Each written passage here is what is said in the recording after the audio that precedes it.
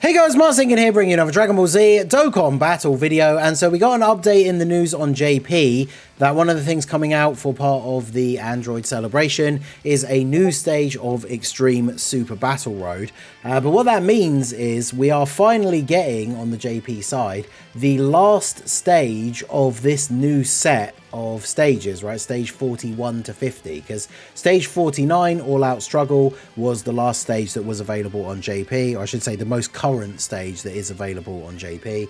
But stage 50 is going to be coming out, which is the Saviors stage. So if we look at the normal Super Battle Road, obviously they follow the same setup, right? Now, the one thing that does often happen with the ESBR versions is they sometimes change the typings of the enemies. And sometimes in the past, it seems like they've done that because new strong leaders for those categories have come out that would probably absolutely dominate the event, especially like the final boss, for example, here on Saviors is one enemy. So if there was a crazy new like Saviors leader that was physical, they would potentially change this Omega Shenron to STR. So I don't know about any of that off the top of my head, but this is the stage that is going to be coming out, level 50, the Saviors stage. So you fight Demon King Piccolo, Drum, Cymbal, and Tambourine in the first fight, so 4 enemies. Then phase 2 is against, well, the second fight, I should say, right, because they are separate fights on the map. The second fight is Mecha Frieza and King Cold, and then the final fight is Omega Shenron. I believe that is Omega and not Sin, right? Yeah, it is Omega Shenron. The friend that is available is a Tech Gohan. I wonder if that will be updated for the ESBR version. So there you go. Interesting, multiple enemies. Now, the reason why this is interesting and essentially newsworthy is the rewards for these stages 41 to 50 have been these medals to EZA the STR Trunks, right? The R is Trunks and Bulma and Baby Bulma in the Baby Trunks in the flying car.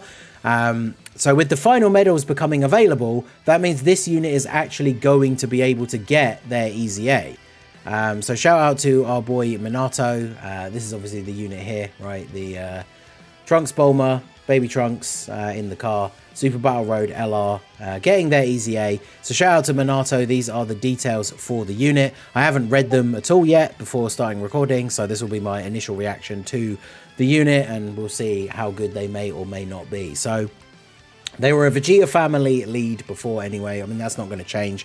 4 key and 130. I mean, for a free-to-play LR, it's not a terrible leader skill, I suppose, but you know, I'm sure most players probably not going to be using them as a lead. Vegeta family, definitely a team that has been kind of left in the dust for a while, right? Even with some recent like Trunks buffs, it's not exactly a very powerful team.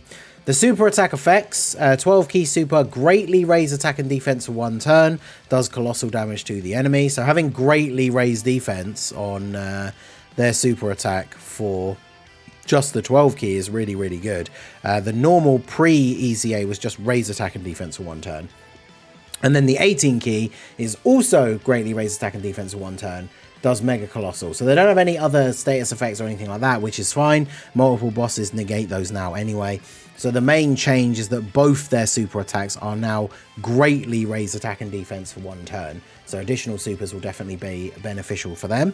Then they get attack and defense 100% when there's an ally whose name includes Bulma on the team, or when there's an ally whose name includes Trunks, excluding this character, attacking in the same turn. They get an additional attack and defense 50% when performing a super attack. Key 2, chance of evading enemies' attack, including super, and chance to crit 25% per Vegeta family ally, self-excluded, attacking in the same turn. So if you're running a full Vegeta family team, or at least you have a full Vegeta family rotation, that means that they are going to have 4 extra key, 50% chance to dodge, and 50% chance to crit. So that is pretty good for hidden potential abilities. It means you ideally want to just go full additional in their hidden potential. So that's definitely quite good. And then they get defense 100% and all allies key 3 as the first attacker in the turn.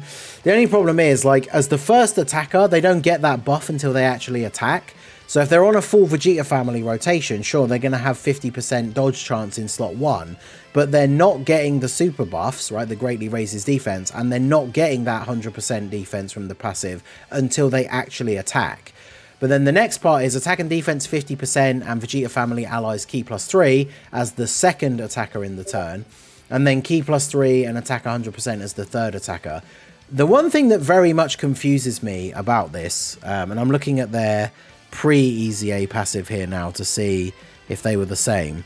Yeah, they just gave ki as the second attacker in the turn, whereas now they're giving... they still only give ki, but they get a buff.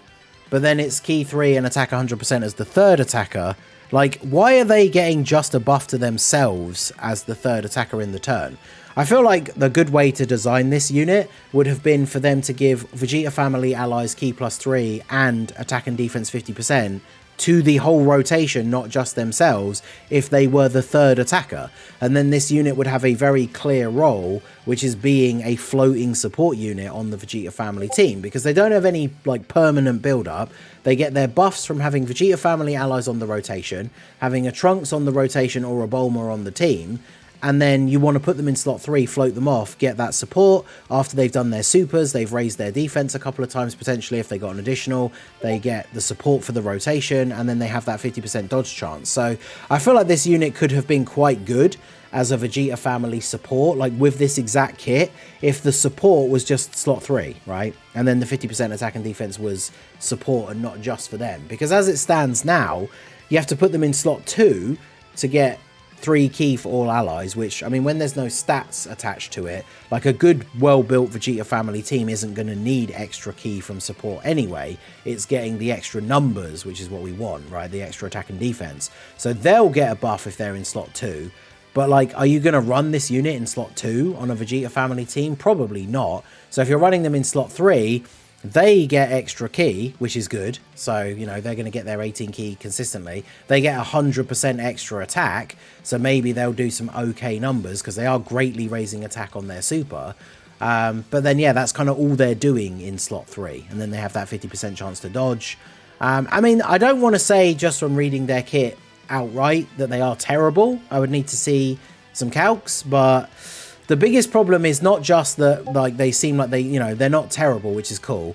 But the biggest problem is, like, where do you use them? Because if you're going to use them on a Vegeta family team, they get their biggest buff, really, is by being in slot 2. Right? They get 50% attack and defense. They don't have to worry about getting hit before they attack, apart from, you know, the 1 or 2 AoE bosses. And they are giving Vegeta family allies 3 ki, which can still be useful for a team where you've got a bunch of LRs. But, like, are they good enough to be on main rotation for a Vegeta family team? Probably not. They're going to be in slot 3 the most of the time. Ki 3 and attack 100% is pretty decent. You know, again, like I say, you just want to go full additional on their hidden potential. I don't believe they give out any extra copies of these guys, right? So if you've done all the normal Super Battle Road versions of their stage, you'll already have all the copies. So I imagine you will have already pre-done their hidden potential. Like, I'm looking at mine now. Mine is 14 additional, 14 crit and 4 dodge.